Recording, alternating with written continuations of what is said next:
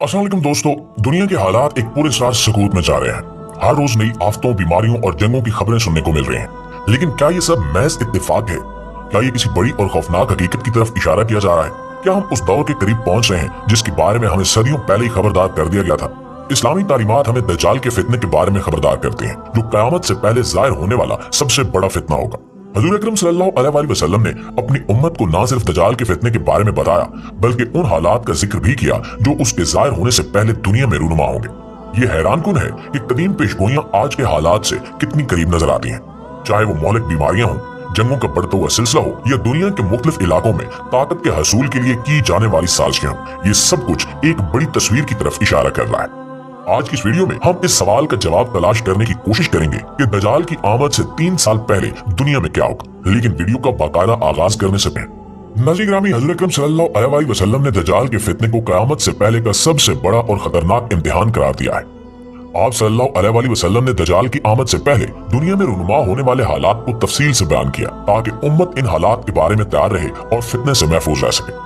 आदीस में दज्जाल के जाहिर होने से 3 साल पहले दुनिया के हालात की जो तफसीलात बयान की गई हैं, वो दिल दहला देती हैं। इन 3 सालों को कहत, अफरा तफरी और किल्लत का दौर कहा गया है, जिसमें इंसानियत एक बड़ी आजमाइश से गुजरेगी।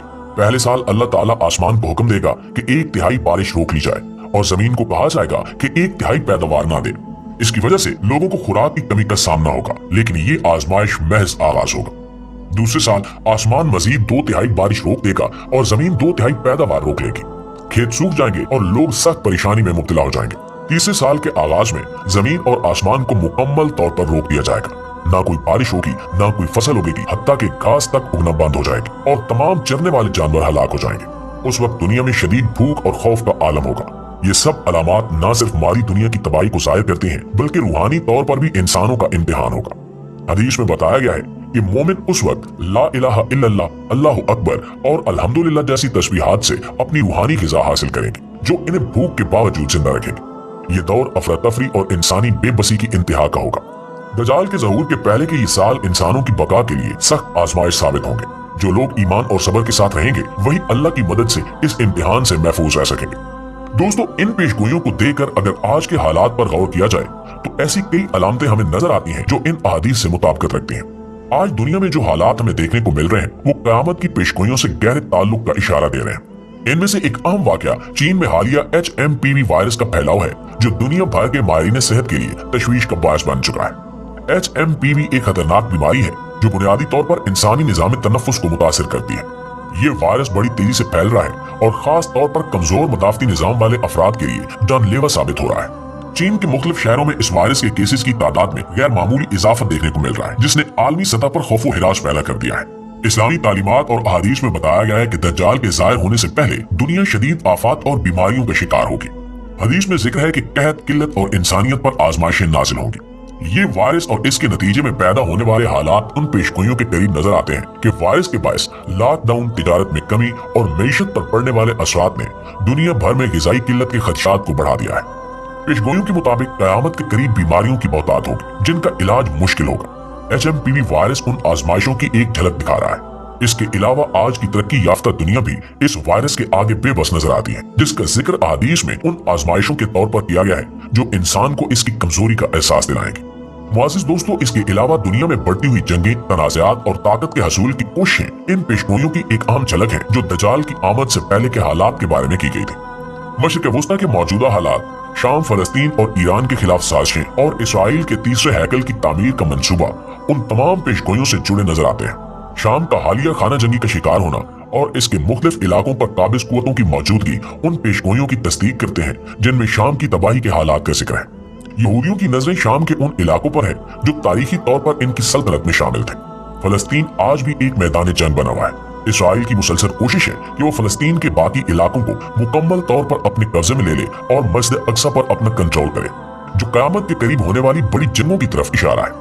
इसके अलावा ईरान पर पाबंदियां, इक्तिसादी बहरान और खित्ते में उसके असर रसूख को कम करने की कोशिशें वाज़ेह कर रही हैं कि आलमी कुव्वतें इसे कमजोर करके इसराइल के लिए रास्ता हमवार करना चाहती हैं। यहूदियों के अकीदे के मुताबिक तीसरे हैकल की तामीर दज्जाल के ज़हूर के लिए जरूरी है।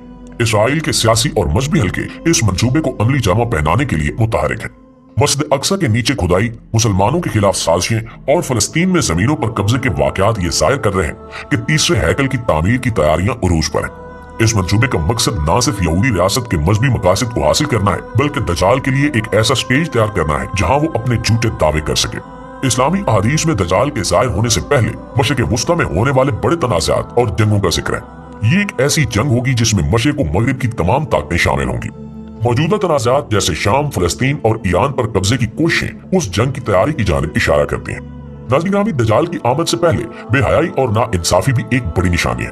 लिहाजा आज की दुनिया को देखें तो हर तरफ बेहयाई, जुल्म और नाइंसाफी के मनाजिर आम हो चुके हैं। इंसानियत एक ऐसे दौर में दाखिल हो चुकी है जहां इखलाकी अक़दार की कोई हैसियत बाकी नहीं रही। इंटरनेट और सोशल मीडिया ने ऐसे मवाद को फैलाना शुरू कर दिया है जो इखलाकी ज़वाल का सबब बन रहा है। लिबास, गुफ्तगू और रवैये में शर्म व हया की कमी एक मामूल बन चुकी है, जो अहादीस में कयामत की निशानियों में से एक है। खानदानी निजाम टूट फूट का शिकार है। वालिदैन और औलाद के दरमियान रिश्तों में दरारें, तलाक की बढ़ती शरह और इखलाकी जिम्मेदारियों की अदम मौजूदगी एक वाज़ेह अलामत है कि इंसानियत इखलाकी गिरावट की इंतहा पर पहुंच चुकी है। आज ताकतवर लोग मजलूमों पर जुल्म ढाने में कोई हिचकिचाहट महसूस नहीं करते। अदल व इंसाफ नापैद हो चुका है और कमजोर अफराद अपने हकूक से महरूम हो रहे हैं। हज़ूर अकरम सल्लल्लाहु अलैहि वसल्लम ने फरमाया कि दज्जाल के ज़हूर से पहले दुनिया बेहयाई और गुनाहों की आमाजगाह बन जाएगी। लोग अपनी ख्वाहिशात के गुलाम होंगे और हलाल व हराम की तामीज़ खत्म हो जाएगी। आज के हालात उन्हीं पेशगोइयों का अक्स दिखा रहे हैं। तो दोस्तों, ये वक्त है कि हम इन हालात से सबक हासिल करें और अपनी जिंदगियों को इस्लामी तालीमात के मुताबिक ढाल लें। दज्जाल के फितने से बचने का वाहिद रास्ता अल्लाह ताला से रुजू, अपने ईमान को मजबूत करना और अखलाकी इक़दार को अपनाना है। आखिर में दुआ है कि अल्लाह ताला सब मुसलमानों को दज्जाल के फितने से अपनी हिफ्ज़ व अमान में रखे। आमीन सुमा आमीन।